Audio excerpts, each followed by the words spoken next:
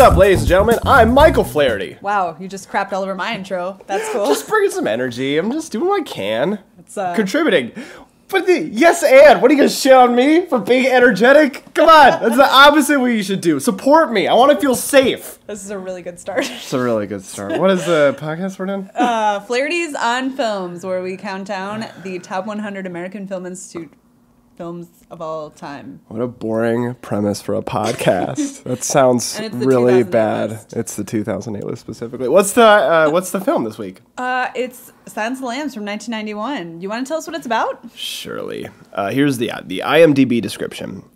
A young FBI cadet must receive the help of an incarcerated and manipulative cannibal killer to help catch another serial killer, a madman who skins his victims. Ooh, gross. Yucky. No thanks. I don't know what that's about. So, have you seen this film before? Nope, I've heard about it, and I knew sort of the iconic bits of it. Likewise. Hannibal Lecter, the pit, it puts the lotion on its skin, that just phrase.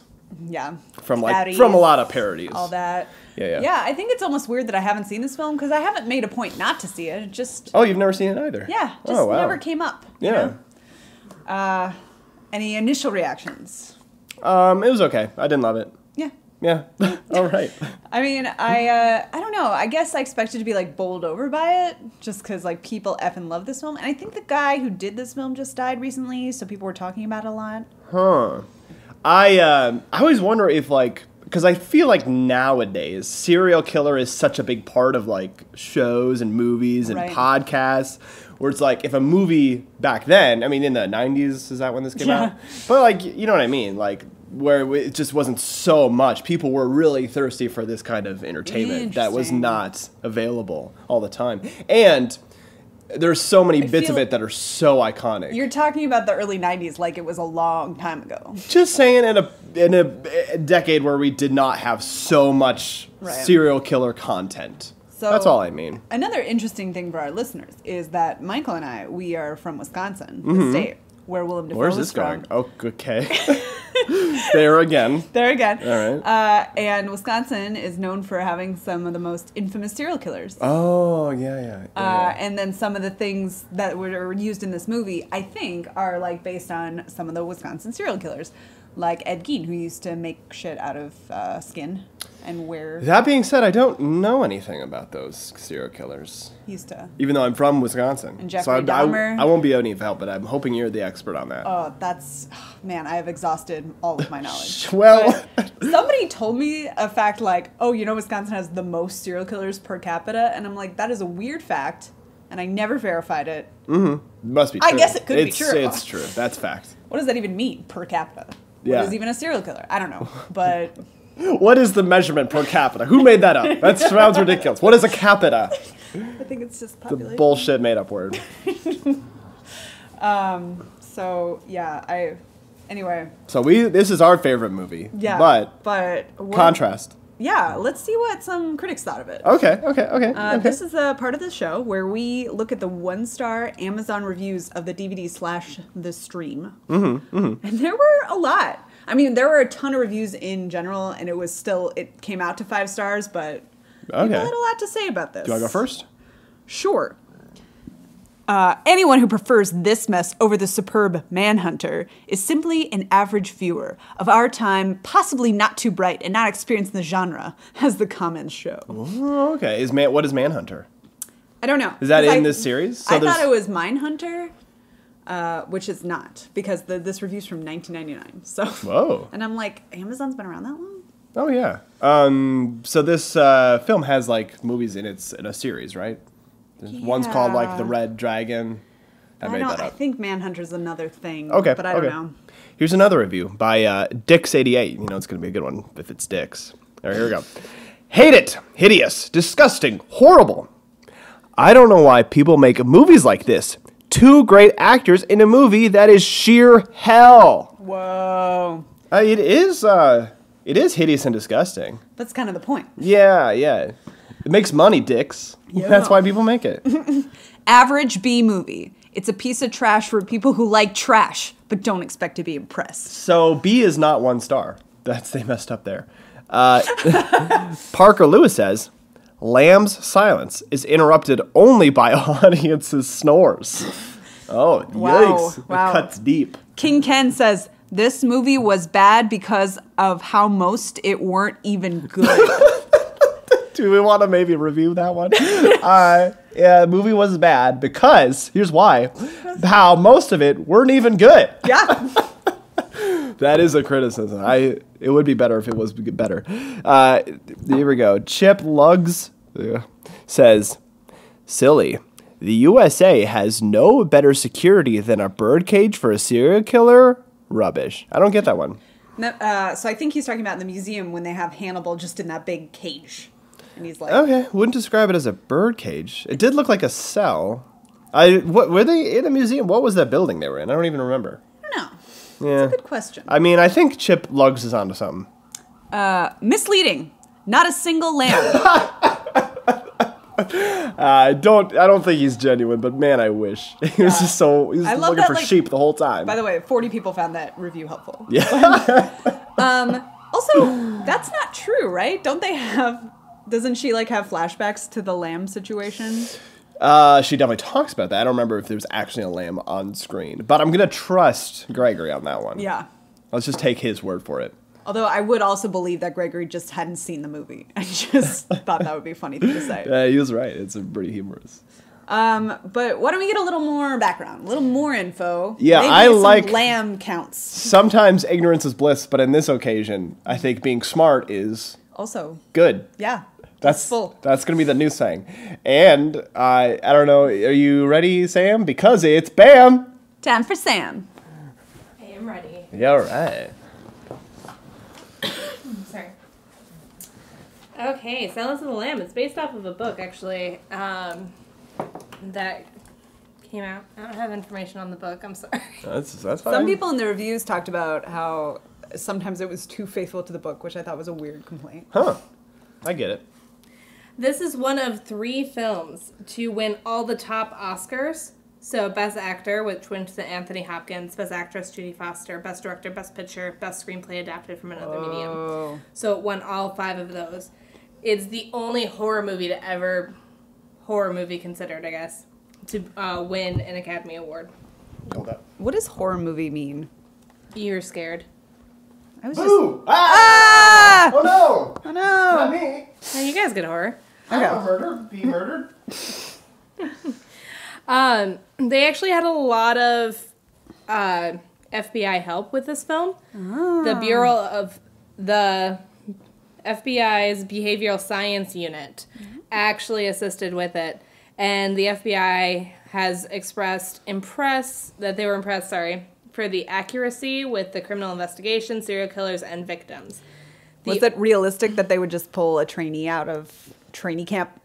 They said it was all realistic. The only thing that wasn't was that they would never have sent a new person alone to check out those leads, which is how she ends up at the end, though they understand it was for theatrical drama.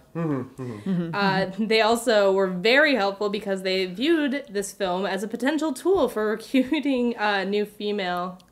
Oh, yeah. I didn't watch that movie and think, oh, that's me. I want to be that. Really? Well, some people would. She was watched badass. that film. She saved the day. She was the hero. You don't want to be a hero? No. Okay. Well, if you have no ambition, then yeah. Right. Okay, good point. That's a perfect segue to my next one. The AFI also made a list of top heroes and villains of films. Clarice is number 6 on the hero list, whereas Hannibal Lecter is the number 1 villain on the AFI list of villains. He's a good villain. I mean, but is he? Because he's not the villain of this film. We'll talk about it. Okay, sorry. You guys are transitioning so well for me for all of my facts. Ooh, yay. It's so intentional. You have no idea. It's like you've heard these before. Oh, yeah. So the director asked Anthony Hopkins to do this film after seeing him in Elephant Man, where he plays Dr. Frederick Trevis or something. I've never actually seen it. After hearing that that's the reason he got asked, Anthony Hopkins said to the director, "That's such a different film. That's a good man. I played a good man." And the director said, "Hannibal Lecter is a good man. He's just trapped inside an insane mind." But then that's always true. Okay, well, it was fun. Okay, couple more facts on this one. This the book was actually based off of a real relationship between FBI detective Robert Kibble, who actually worked with Ted Bundy, who was a very famous serial killer, to create a profile on the Green River Killer. Oh. So it was actually that relationship between a psychopath serial killer helping create a profile. I don't think Ted Bundy's from Wisconsin. Oh. He is not. You guys mentioned earlier about the Silence of the Lambs, where she has that really powerful monologue. Well, I guess I can't call it monologue because she's talking with Hannibal about her past, and she has this really dramatic moment, big close-up on the faces of the two of them as she tells the story of her childhood. After filming that, they had actually planned to go to Montana and do flashback scenes. Oh. But after it was filmed, the director famously said, well, guess we're not going to Montana, because it was so well done. They didn't want to include additional flashback scenes throughout the montage. So maybe Gregory was right. Maybe the lamb count is 0. Yeah, I trusted Greg. Okay. And my last fun fact for you guys today, there's actually a parody musical called Silence, the Musical, based off of Silence of the Lamb. Huh. It is an airplane-esque version of Silence of the Lambs. So it's silly? That sounds amazing. It is silly. It came on off-Broadway in 2005, and it's currently performing in San Francisco. Oh, wow. Oh. And the music looks fabulous, so I highly suggest people check it out. It's Silence with an exclamation point, the musical. Wow, all right. But there's another fun fact. Tell your other fun fact. Which one? How he got his voice. Oh. Anthony Hopkins created his voice around 2 inspirations. One was Truman Capote, who, if anyone's ever heard, he was a writer who wrote most famously In Cold Blood and Breakfast at Tiffany's, and he's a very interesting voice. So both him and Katharine Hepburn, who I can't hear anymore, I just hear Colleen doing her voice. So Rarely hilarious. Okay, sorry. All right, that was Bam. Time for Sam. Oh, man, she did such a good job. So hey, good. This is segment. You ready? Favorite part, least favorite part. I'll go first. Whoa. I'll go first. I'm never prepared. Well, let's both do our favorite parts because I feel like that'll be easier. Because my favorite part was just like, I knew Anthony Hopkins was in it, and I knew he was a big deal, but I just, for some reason, I saw him last in, like, Westworld and in Thor, so I was like, is he good? Because he's just, like, a kind of a calm, older man, but you see him, like, the first shot of him, you're like, whoa, I get it, like, that, he's really, and his performance just the whole time is so amazing. What's your favorite part of the movie, Colleen? I don't know. I have to say, spoiler alerts, guys, so if you haven't seen this film. Okay. But I felt really vindicated when he does the old switcheroo with the cop. But the first time I see the cop's body, I'm like, wait a minute. Yeah, I heard and it. I felt like, haha. All right, so is that your favorite part of the movie? No, I just liked the way I reacted to that. That was really fun for me. Because I think my favorite part is, like, every scene Anthony Hopkins is in. He's just so good. And I know it feels redundant to say that, but I don't know. Okay. He just does some weird stuff. Least favorite part. Yeah, I got one. Oh, I'll go. So the first scene that Anthony Hopkins and the FBI, what is her name? Clarice.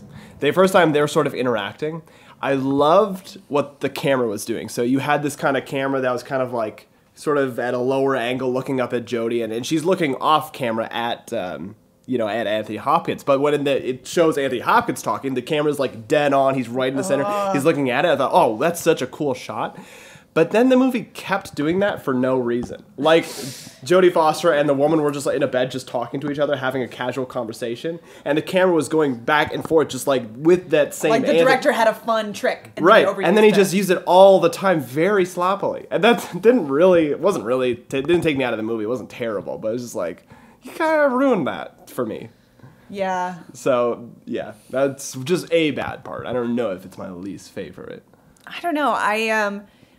I think it's hard for me because, like, some of the parts I dislike the most were parts that are probably, like, technically very good, but was so squeaked out. Oh, so they was effective. Yeah, like the Buffalo Bill scenes are very yikes. Yicky. Ooh, no. Like when they show the skin suit and when he does the, like, I don't know, just everything he does, I'm just, like, visibly unsettled. Which, remember when you and I were saying, like, oh, I wonder who that actor is, because, like, he's really good, but we don't recognize him, but Yeah. you looked it up. I did. He's from Monk. He's the chief of police. Yeah, he's the straight-laced chief of police who just doesn't like the rules being broken. How do you feel about Monk? I like Monk a lot. I love Monk. Monk is really good. But it's a weird two things to have on your resume.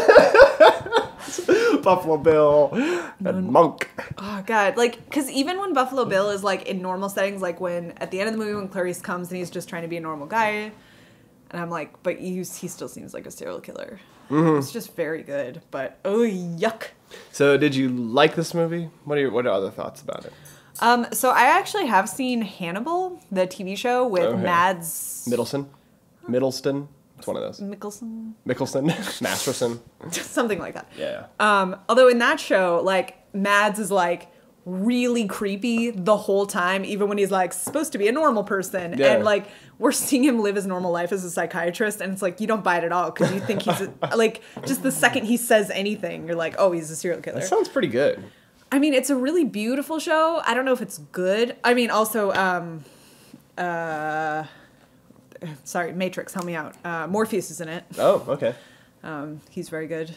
Like, all the actors is very good, but I don't know. It's just, like, a little much, the show. Sounds great. Sounds trashy. Sounds bad, but in a good way. Yeah. Yeah. Okay. It's a fun time.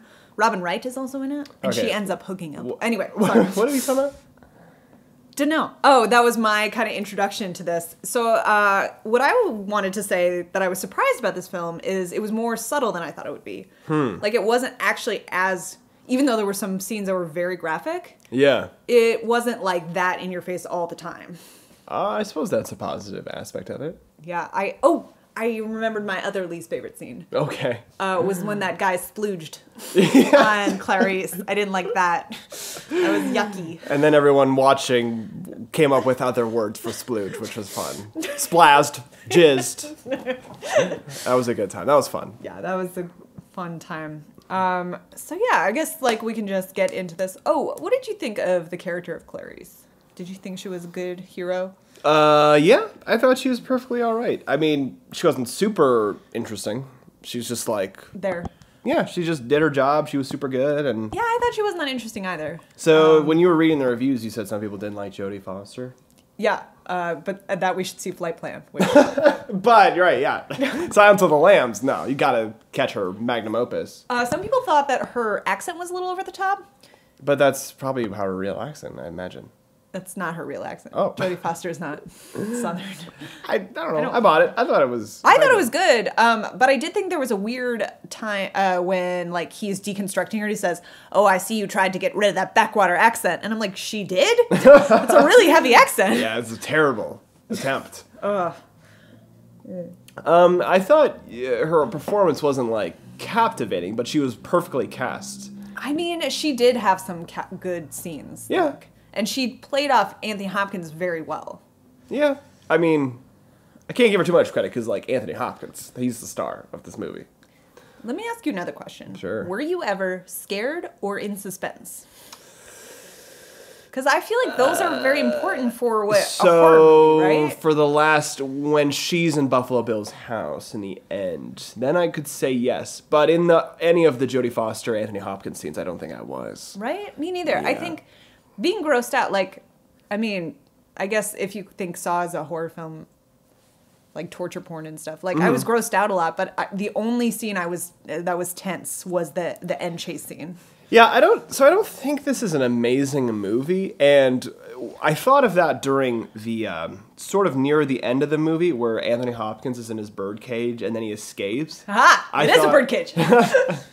I thought, like, oh, this is fun because I really care. I'm interested in this character, and, oh, he's about to escape. Oh, what's going to happen next? But it's like, it didn't actually have to do with the main plot of the movie at all. At all. So whether he escaped or not, it just felt like the movie knew it could sidetrack because people would care enough, but, like, the core of the movie wasn't strong enough, is what I'm trying to say. Oh, so you think, like, the whole Buffalo Bill storyline wasn't very strong?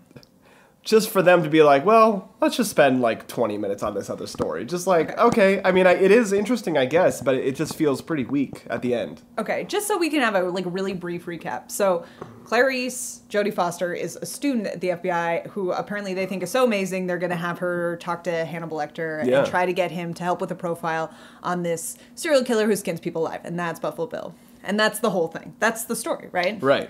And then at some point, other people in the FBI figure out that Hannibal can definitely knows who Buffalo Bill is. Yeah. So they're trying to get a deal with him, and that's why he ends up in this birdcage somewhere else. Yeah. Was to help them, but then he escapes. And there's a very long scene near the end of the movie of him escaping, and he like tricks the police and. So maybe, do you think that they had more of the trilogy in mind? Absolutely. I feel like it's just not a very good standalone movie. Yeah, because somebody, I can't remember who, I think we were watching with my friend David, and he was like, does Hannibal Lecter actually need to be in this movie? Right. Like, he doesn't really help catch Buffalo Bill. The only thing he says to Jodie that makes her go, oh, is when he's like, you have all the evidence in front of you. And then she goes back and reads it better, I guess. But at the same time, he's the best part of the movie. Right. That's why I can't say this movie's bad. It just feels weak. It just feels like there's not enough. It's not very core. It's not very strong. Right. Just saying the same words like over and over again. Yeah. Oh my God, that dance scene that he does. Also, did you think some of the criminal profile stuff? So our researchers said that was all very accurate. I thought that was kind of weird. Remind me of what you're talking about. So Anthony and her talk about like characteristics of who Bill would be like, and they're like, well, transsexuals are usually docile, and I don't know, I just thought that was a weird way to talk about people. Oh, I was into it. Okay, but you think profiling? That's fun. I like to see that. But then he's like, not really transsexual, he just has an identity crisis. And then he danced in front of a mirror and tucked his penis between his legs. And that was fun. Yeah, I don't know. So I didn't ultimately care too much about Jodie Foster. I mean, I'm glad she didn't die. I'm glad Buffalo Bill didn't get her. But, I did actually really like that scene. So, the end of the scene, Jodie Foster, even though the whole FBI goes and gets the wrong guy, she figures it out, right? So she's at Buffalo Bill's house, and then she's like figuring out while she's interviewing this guy, and he escapes in the basement, and then she goes after him, and he turns off all the lights, and he has the night vision goggles, and that's what we're seeing it filmed through, and I thought that was really well filmed. It was well filmed, but I just asked myself the question, why didn't I care more? I thought like, oh no, but like, I didn't really... You didn't care about Jodie? Yeah, I didn't really care if she died. I felt pretty tense at that moment. Yeah. But I guess so. I mean, that might be just my own fault. Can we also talk about the scene? Oh, so the reason that the Buffalo Bill case gets so much more high profile is because he kidnaps a senator's daughter in the most ridiculous scene you've ever seen. This creepy-ass, homeless-looking guy in this windowless van is trying to get a couch into the van, and he's like, hey, young girl, help me get this couch in. And she, like, gets into the back of the van to lift up the couch. And I'm like, I'd be like, I don't know. I feel like we would say we wouldn't, but I feel like I would if I was in the moment. You're too Midwestern. I'm just too Midwestern. Like, I think, like, oh, I would never, but I think I would. See, this is, like, totally your male privilege showing, because, like, I always almost get captured by serial killers. And that's what it's like. That's just what it is to be a woman in the world My today. male privilege and my tall privilege. Yeah. Yeah. You're like, oh, I can just help gross-looking guys put furniture in the back of their windowless van, and I'm like, not today, serial killers, not today. Yeah, you know the secret. I know. That was a bit victim-blaming, and I'm sorry. So we covered the movie, I think. Yeah, you know, it's really interesting you say that, because you were saying how thin it was, and yeah.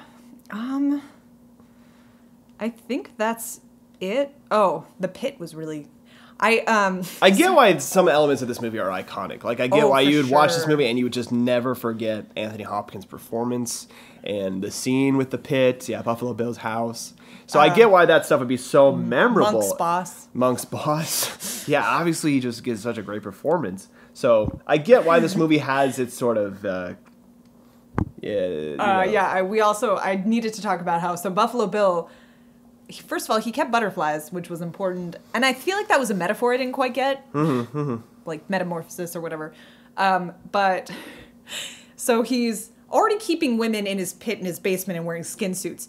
But they also made him a Nazi, which I thought was like, they needed so many visual cues to let us know that he's not a good guy. Yeah, well, now we know. It's like, oh, I like to kidnap women and skin them and make skin suits. Also, I don't like Jewish people. Like, 2017, sometimes you really need to hammer that home. Pedophile? Well, he might be a good guy. That's sort of the era. Just like all the things. That's sort of the era we live in. You know what? We both love this movie. It's our favorite movie. But let's see what our brother John thinks.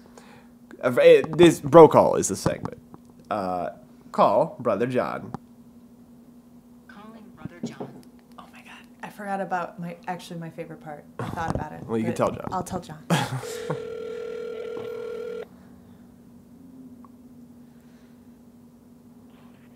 Hi, brother. Hey! Hi. This is Flahertys on Films, and we are talking about the movie Silence of the Lambs. I'm also here, too. And, yeah, you're always here. Yeah. What do you think about... And possibly Sam. And Sam's here, yeah. So, what do you think about Silence of the Lambs, bro? It's Flahertys on Film. They're talking about Silence of the Lambs. Do you have any opinion? Michelle would like to say that she loves that movie so much. Well, okay. I didn't... We like her. The segment's not called Michelle Call, though. Yeah, unfortunately. I'm giving my opinion, but you guys interrupted. We do that. It's sort of our job. We just have such funny commentary. That is kind of a Flaherty trait. So what I'd say is, it always felt to me when I watched it, and it was a while ago, but that it was basically two movies in one. Like, there's a story of Jodie Foster and Anthony Hopkins, and yet there's the story of Jodie Foster hunting the murderer. Yeah, this is basically what we said. Yeah. Oh, okay. But Mikey also thought both those were too thin. What? Mikey also thought both those were pretty thin. Yeah, you just said those were like two different movies, but neither of them are a full movie on their own. True. Yeah. Yeah, true. I also thought, after I watched that movie, every time, I was like, I don't really like Anthony Hopkins' character. Oh, wait. Oh. You're not supposed to like him. He is devious. Ooh. Yeah. So we have this new segment, John, where we do favorite part, least favorite part. I just remember what my favorite part is at the end when he's on the phone with Clarice and he says, I'm having an old friend for dinner. And I love it. I love it so much. Because he's going to go kill an unsuspecting and eat him. Innocent person who probably doesn't have it coming. It's good when movies can have fun. No, because we're not sad about it because we know that guy's a dick. Remember? They established that. But being... Okay, Michelle is constantly talking over me. Michelle has lots of opinions, but it's a bro call, so sorry. But my love. Yeah, being a dick isn't a crime. I mean, isn't it? No, it's a movie crime. It's like when that lawyer gets eaten in Jurassic Park, and you're like, well, he was really mean in that meeting. And the dinosaur was hungry.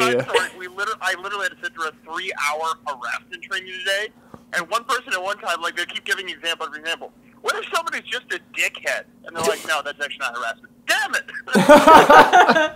it! So, if only we could be in the movie world. Yeah, because then they'd get eaten by dinosaurs. Yes. Or they would get eaten by dinosaurs. Or Anthony Hopkins. Yeah. Might be eaten by many people. You know what I love about that last line, though, is I kind of like cheesy, but he just did it so well. It didn't make you cringe at all, even though it was such a dumb pun, you know? He was great. It came on the heels of a very, very intense and good performance. Yeah, he was great. So I mean, without all of that grounding, it doesn't work. That's true. So what do you grade this movie, John? I'd give it an A-. A-. That's a generous grade. Yeah, all right. Yeah, that's higher than I'd give it. I think A- is quite well deserved and possibly a little bit harsh to it. Whoa. Wow. Okay, John, we always appreciate your insight. Always. But that's going to be it for this bro call. We'll talk to you later. Bye. Bye-bye. Bye-bye. That was bro call. A-. Fuck that. Wow. Yeah. All right. What would you grade this film? Well, I think a B. Yeah. Because I just don't have that many complaints about it, really. It's not my favorite movie. Mm-hmm. But so many elements of it are very good. And if we want to talk about awards, if we want to talk about cultural impact, like, it's there. I get it. So I've been editing like all the podcasts recently, so I've listened to myself and what I think. And I've had it said at some point, like, you know, if a movie's like bad, as long as it's got these really awesome moments, that's great. And this movie has that. But the moments are iconic, but I just for some reason don't care about these characters at all. Really. I don't really care that Anthony Hopkins escaped, even though he did an awesome job in the role. I don't really care about Jodie Foster, even though she did a good job. And her story was. In some ways, the movie was too familiar to you? I mean, it's very possible. You know, it could be my own fault, but I was just not. I couldn't really emotionally connect to it for some reason. I kind of feel the same way. Yeah. I wasn't that invested. I had more fun watching them in their scenes than I did wonder what happened next. Absolutely. And maybe it's just because like when you're watching Anthony Hopkins like escape, you're like, well, I know this isn't going to go anywhere because it's completely disconnected. Right. Or like, so when Jodie Foster goes up to the glass and they're like, don't go near the glass. I'm like, but what is he going to do? He's not going to teleport through. You know what I mean? It's not going to strangle her. If something did happen, I think that'd be, but there's nothing at stake. Right. There are no stakes. I can't think of any time in the movie where I felt like, wow, the pressure's on. Yeah. Well, yeah. Oh, that's a really good point. At the end of the movie, when her friend comes up to her and is like, oh, aren't you afraid that Hannibal's going to go after you? And she goes, oh, no. We're like, great. Okay. Awesome. It is really funny that his name rhymes with cannibal. I wonder how long it took him to think of that. I never thought of that. She says Hannibal the cannibal at the very beginning. Well, then I should have, and then I feel embarrassed. Yeah. So, I don't know. I'm going to give it a C. That's fair. What people like about it is fair. You know? Yeah. People love Anthony Hopkins, and they should. But I just can't care about it that much. And that might just be on me. So that's my grade. All right. Yeah. That was Flahertys on Films. Johnny Ives. Johnny Ives' favorite podcast. He is an Apple designer. Nobody knows who that is. He designed the iMac. And he works in the hardware. Is he this week's sponsor? He emailed me personally. Oh, okay.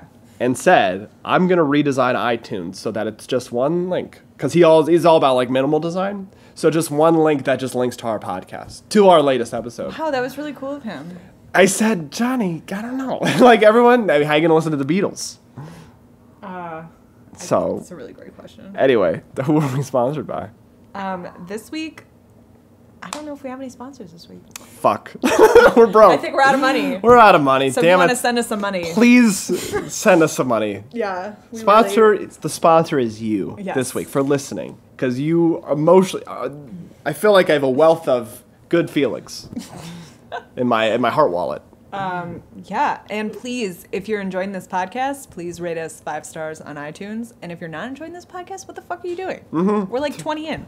Get another podcast. It's too many, yeah. All right, thanks so much for listening. And cut.